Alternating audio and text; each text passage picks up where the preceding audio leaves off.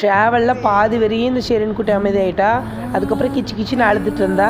அவள் அழுகும்போது அவளை எப்படியெல்லாம் சமாதானப்படுத்தினேன்னு நீங்களே பாருங்கள்.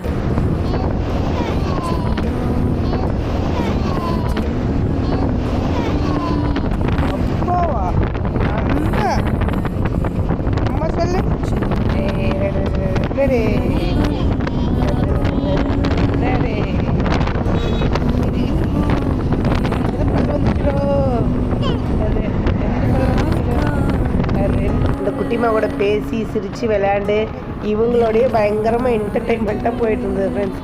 அப்போ தான் குட்டிமா அழுகாமல் இருந்தாங்க. எப்படி பேசுகிற பாருங்கள் வாய்.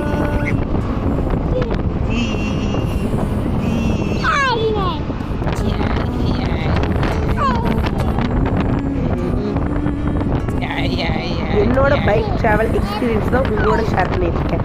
ஓகே ஃப்ரெண்ட்ஸ், தேங்க்ஸ் ஃபார் வாட்சிங். நெக்ஸ்ட் வீடியோவில் பார்க்கலாம்.